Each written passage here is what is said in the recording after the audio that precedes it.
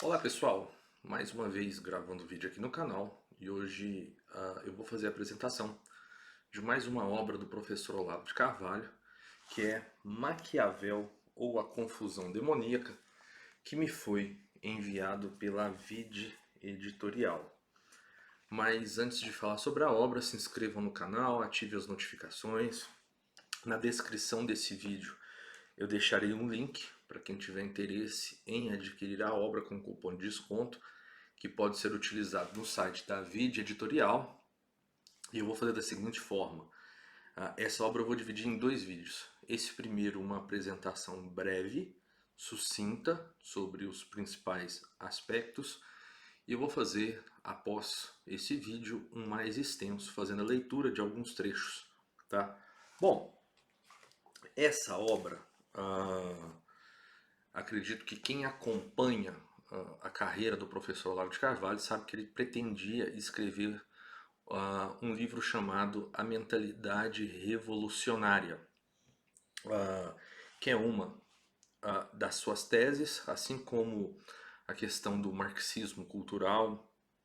Então, esse livro do Maquiavel, assim como o outro, o Visão de Descartes, Entre o Gênio Mau e o Espírito da Verdade, que é esse aqui, também ambos faziam parte de um capítulo, né, dessa obra que se chamaria A Mentalidade Revolucionária e acabou sendo lançado em obras separadas, tá bom? Então, o professor Olavo de Carvalho, ele vai fazer um estudo sobre Maquiavel da seguinte forma. A obra de Maquiavel, ela, no decorrer dos anos, ela passou por várias interpretações, né? No seguinte sentido: alguns interpretam como um democrata, outros como que a sua obra foi escrita de modo irônico. Enfim, ele chegou a inspirar ditadores fascistas e também comunistas no século XX. Enfim, então a obra do Maquiavel ela passou por várias interpretações e reveses no seu sentido, né? E aí o professor, logo no introito aqui da obra, vai dizer o seguinte sobre a obra de Maquiavel. O que havia me interessado era precisamente o contrário, né? Ele está falando das interpretações que tinham sido feitas. Era descascar as várias camadas de interpretações, não raro mutuamente contraditórias, e descobrir um Maquiavel originário, desvestido das pompas e das exclamações de repugnância de que a história o havia recoberto. Então, ele vai dizer logo no início o seguinte, que ao contrário das obras dos filósofos clássicos, como Platão e Aristóteles, já se dizia, já se é possível, né, no caso de Platão e Aristóteles, há mais de 2 milênios após as obras terem sido escritas, ter um conhecimento confiável e mais ou menos alinhado sobre o que cada um queria dizer. Com relação aos filósofos modernos, isso não é possível, né? E a exemplo, ele vai citar do próprio Maquiavel, de Descartes, de Kant. Então ele vai falar o seguinte sobre as imagens. Aí no capítulo 2, que se chama As Imagens de Maquiavel, ele vai falar sobre os vários autores relevantes e a forma como eles interpretaram Maquiavel.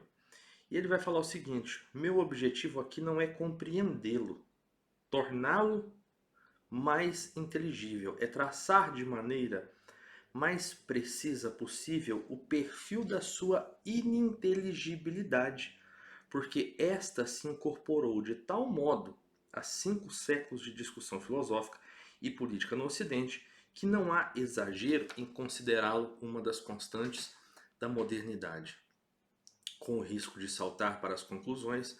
Antes de ter enunciado o problema, é preciso assinalar desde já este fenômeno espantoso. Um dos primeiros ícones filosóficos da modernidade é um autor que ela mesma admite não compreender.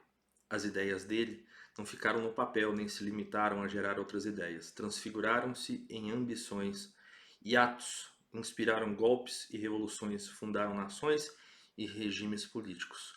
Mas, na soma final, não as compreendemos.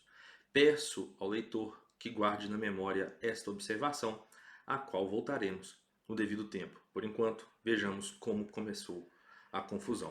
E aí ele vai, então, passar por essas camadas, né? Como intelectuais, né?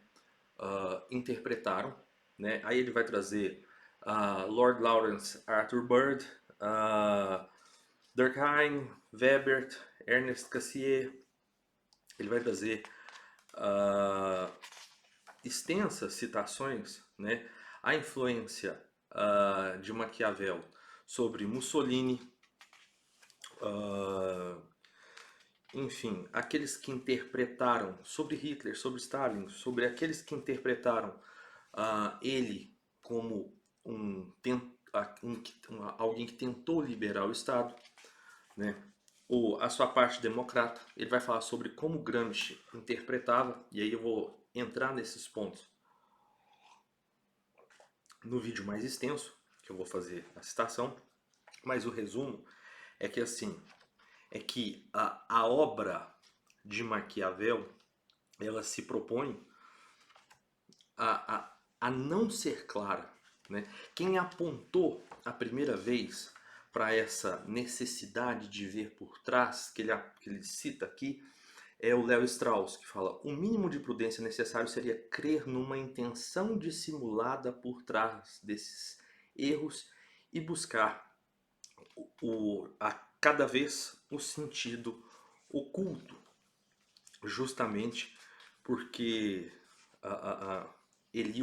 o professor vai tentar, como ele diz no início do livro, descascar essas camadas e vai tratar Maquiavel como um autor, né, que coloca a virtude contra a providência, que seria Deus, e é uma espécie de paródia, né?